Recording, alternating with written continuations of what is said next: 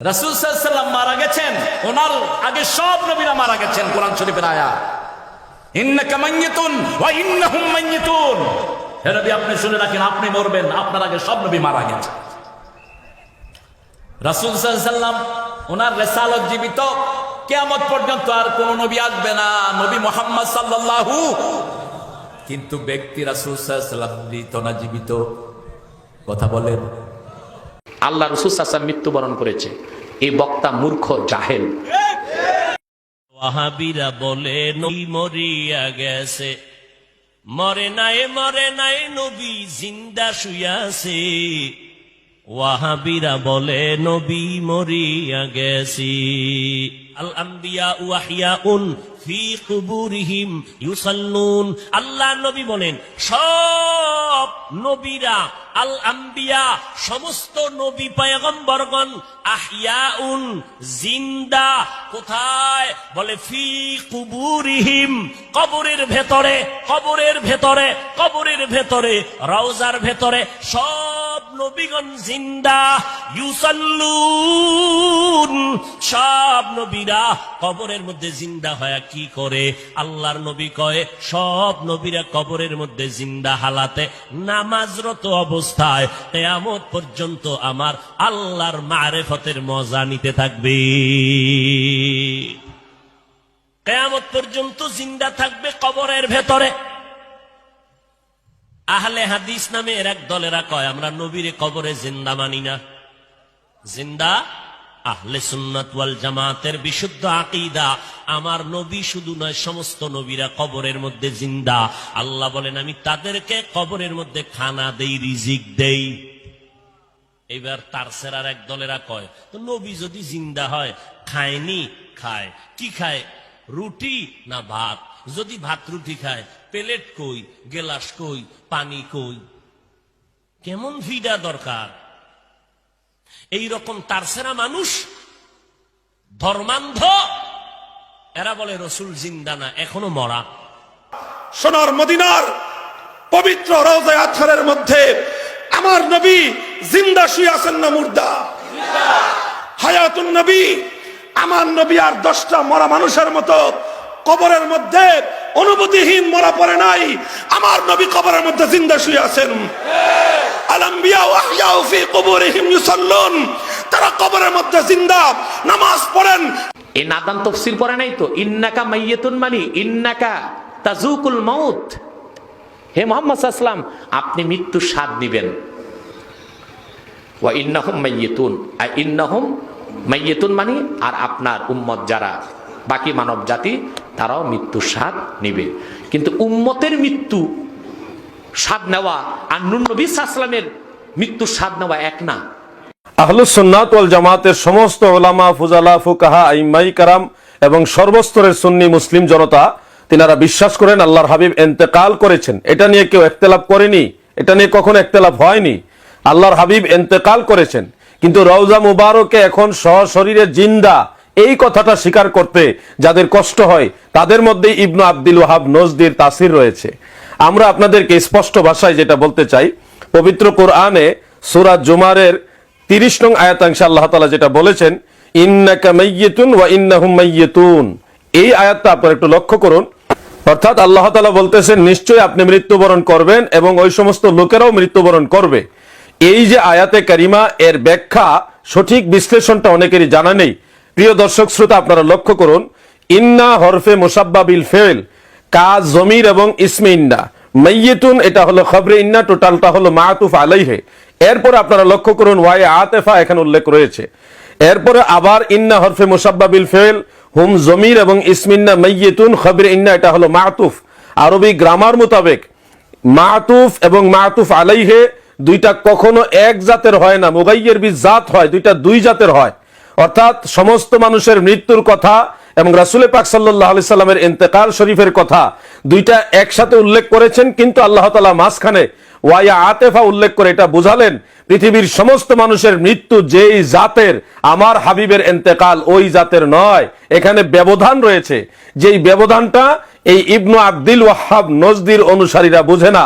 আল্লাহর হাবিব রাসূল পাক সাল্লাল্লাহু আলাইহি সাল্লাম ইন্তেকাল করেছেন, কিন্তু ইন্তেকাল শরীফের পরেও সশরীরে জিন্দা শুহাদায়ে কেরামের মতো কিংবা আরো আফজল, আরো উন্নত ভাবে পৃথিবীর অন্যান্য মানুষের মৃত্যু এবং রাসূল পাক সাল্লাল্লাহু আলাইহি ওয়াসাল্লামের ইন্তেকালের অনেক পার্থক্য রয়েছে।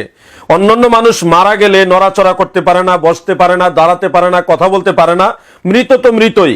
কিন্তু রাসূল আকরাম সাল্লাল্লাহু আলাইহি ওয়াসাল্লাম এবং অন্যান্য আম্বিয়া আলাইহিমুস সালাম তিনাদের ইন্তেকালের পরবর্তী অবস্থাটা আমাদের মতো নয়, অনেক পার্থক্য রয়েছে। একটা হাদিস শরীফ আপনারা লক্ষ্য করুন, যেটা জগৎ বিখ্যাত মুসনাদ আহমদের 12,210 নং হাদিসের মধ্যে উল্লেখ, সহিহ মুসলিম শরীফ সহ অসংখ্য হাদিস গ্রন্থের মধ্যে হাদিসটা উল্লেখ রয়েছে। স্ক্রিনে আপনারা সম্পূর্ণ হাদিসটা লক্ষ্য করুন। আন আনাস রাদিয়াল্লাহু আনহু ক্বালা ক্বালা রাসূলুল্লাহি সাল্লাল্লাহু আলাইহি ওয়াসাল্লাম মারারতু লাইলাতা উসরিয়া বি আলা মূসা কাইমান ইউসাল্লি ফি কবরিহি। অর্থাৎ প্রখ্যাত সাহাবী হযরতে আনাস ইবনে মালিক রাদিয়াল্লাহু আনহু থেকে বর্ণিত, তিনি বলেন আল্লাহর হাবিব রাসূল আকরাম সাল্লাল্লাহু আলাইহি ওয়াসাল্লাম বলেছেন, আমি পবিত্র ইসরা রজনীতে, মেরাজ রজনীতে নবী মূসা আলাইহিস সালামের মাজার শরীফের উপর দিয়ে যাচ্ছিলাম এবং তাকায় দেখলাম আল্লাহর নবী মূসা আলাইহিস সালাম তিনার মাজার শরীফে দাঁড়ায়া দাঁড়ায়া সালাত আদায় করছে। সুবহানাল্লাহ।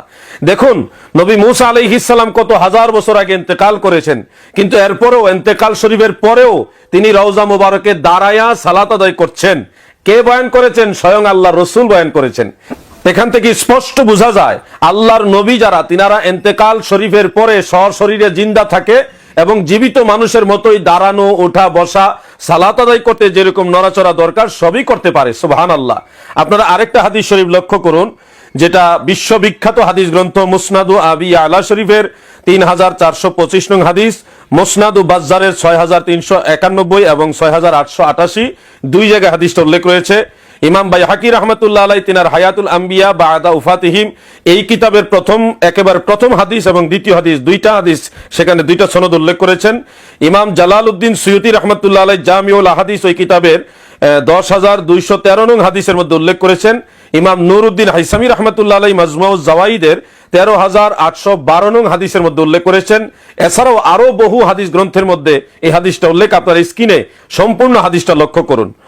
এইভাবে উল্লেখ করেছে আন আনাস রাদিয়াল্লাহু আনহু ক্বালা ক্বালা রাসূলুল্লাহি সাল্লাল্লাহু আলাইহি ওয়াসাল্লাম আল আমবিয়াউ আহইয়াউন ইউসাল্লুনা ফি কুবুরিহিম। অর্থাৎ প্রখ্যাত সাহাবী হযরতে আনাস ইবনে মালিক রাদিয়াল্লাহু আনহু থেকে বর্ণিত, আল্লাহর রাসূল সাল্লাল্লাহু আলাইহি সাল্লাম বলেছেন, সমস্ত নবীগণ তিনাদের মাজার শরীফে সশরীরে জিন্দা এবং তিনারা সালাত আদায় করেন। সুবহানাল্লাহ। এটা সম্পূর্ণ সহিহ সনদের হাদিস। এখান থেকে পরিষ্কারভাবে বোঝা যাচ্ছে আল্লাহর নবী এবং রাসূল যারা, তিনারা মাজার শরীফে সশরীরে জিন্দা এবং সালাত আদায় করে। মানে কি? সালাত আদায় করতে গেলে দাঁড়াতে হয়, বসতে হয়, মুখে সূরা কেরাত পড়তে হয়, স্বাভাবিক নড়াচড়া করতে হয়। সুতরাং বিষয়টা ক্লিয়ার যে আল্লাহর নবীরা ইন্তেকাল শরীফের পরেও সশরীরে জিন্দা এবং জাগ্রত অবস্থায় জিন্দা। সুবহানাল্লাহ। নবী রাসূলগণ রওজা মুবারকে সশরীরে জিন্দা থাকেন, জাগ্রত অবস্থায় জীবিত থাকেন, এই কথাগুলি পরিষ্কারভাবে এই লা মাযহাবী শায়েখ উল্লেখ করেননি। তিনি অস্পষ্টভাবে মানুষকে বিভ্রান্তমূলক বক্তব্য দিয়ে বিভ্রান্ত করেছেন। তিনি আপত্তিজনক আরো কয়েকটা কথা বলেছেন, যে আমাদের নবী রাসূল পাক সাল্লাল্লাহু আলাইহি সাল্লাম আমাদের কথা শুনেন, কাউকে স্বপ্নে দেখান, কারো মিলাদ শরীফে উপস্থিত হন, কবর থেকে হাত বাড়িয়ে দেন, এই কথাগুলি নাকি শিরক এবং বিদআতের অন্তর্ভুক্ত। নাউযুবিল্লাহি মিন যালিক। এইভাবে রাসূল সাল্লাল্লাহু আলাইহি সাল্লাম আমাদের মতো জীবিত, কবর থেকে হাত বাড়িয়ে দেন, কথা বললে শোনেন, আমাদের কাউকে কাউকে স্বপ্ন দেখান, ইত্যাদি, কারোর সাথে স্বপ্নে সাক্ষাৎ করেন কিংবা কারো মিলাদে উপস্থিত হন, এগুলো সম্পূর্ণ শিরক এবং বিদআতের মধ্যে গণ্য হবে। ওয়াল ইয়াযু বিল্লাহ। অথচ সহিহ হাদিসের মধ্যে রয়েছে আল্লাহর হাবিব রাসূল পাক সাল্লাল্লাহু আলাইহি সাল্লাম আমরা সালাম দিলে তিনি শুনেন এবং সালামের উত্তরও দেন। একটা হাদিস আপনারা লক্ষ্য করুন, হাফিজ ইবনে কাইয়ুম তিনি জালাউল আফহাম কিতাবের 24 নং হাদিসের মধ্যে উল্লেখ করেছেন। মাওলানা আজিমাবাদী তিনি আউনুল মাহবুদের মধ্যে উল্লেখ করেছেন, যেটা আবু দাউদের সরা, সেখানে 2042 নং হাদিসের ব্যাখ্যায় এই হাদিসটা উল্লেখ করেছে। হাফিজুল হাদিস ইমাম জালালউদ্দিন সুয়ুতি রাহমাতুল্লাহ আলাইহি তিনি জামিউল হাদিস ওই কিতাবের 22,770 নং হাদিস এটা উল্লেখ করেছেন। ইমাম হিন্দি তার কানজুল উম্মালের 2198 নং হাদিসের মধ্যে উল্লেখ করেছেন। আপনারা স্ক্রিনে হাদিসটা লক্ষ্য করুন।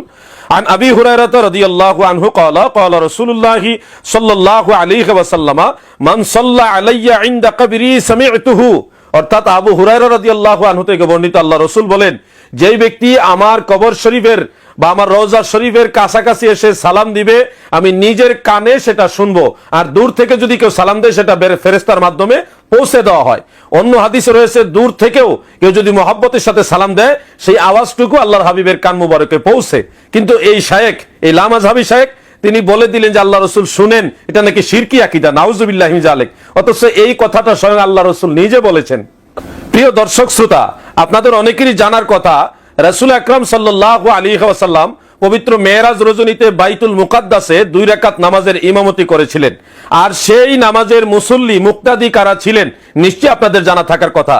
নবী আদম আলাইহিস সালাম থেকে শুরু করে হযরতে ঈসা আলাইহিস সালাম পর্যন্ত অসংখ্য নবী রাসূলগণ সেই মজলিসে উপস্থিত ছিলেন, আমাদের নবীর পিছনে ইক্তেদা করে নামাজ আদায় করেছেন। আপনারা নিশ্চয়ই জানেন যে সমস্ত নবীগণ ইন্তেকাল শরীফের মাধ্যমে রওজা মুবারকে চলে গেছেন। এখানে প্রশ্ন যে নবী রাসূলগণ বাইতুল মুকাদ্দাসে তিনাদের মাজার থেকে উঠে আসলেন কিভাবে? এটার উত্তর হলো আল্লাহ প্রদত্ত ক্ষমতায় তিনারা যার যার মাজার থেকে উঠে বাইতুল মুকাদ্দাসে এসেছেন। তাহলে বিষয়টা পরিষ্কার যে আল্লাহর নবী এবং রাসূল যারা, তিনারা আল্লাহ প্রদত্ত ক্ষমতায় এখনো রওজা মুবারক থেকে যেখানে খুশি ওখানে যেতে পারেন। আরেকটা হাদিস ইমাম নববী, ইমামে কাসতালানী অন্যান্য আইম্মায়ে কেরাম উল্লেখ করেছেন এবং এটা বিশুদ্ধ হাদিস। হজের সময় অসংখ্য নবী রাসূলগণ হজের কার্যের সাথে শরীক হন এবং তালবিয়া পাঠ করেন। এই যে বিষয়টা আপনারা লক্ষ্য করুন, নবী রাসূলগণ তিনারা সকলেই মাজার শরীফে বিশ্রাম নিচ্ছেন, অথচ হজের সময় তিনারা হজের কাজের সাথে শরীক হন, তালবিয়া পাঠ করেন। কিভাবে সম্ভব এটা? উত্তর হলো আল্লাহ প্রদত্ত ক্ষমতায় সম্ভব।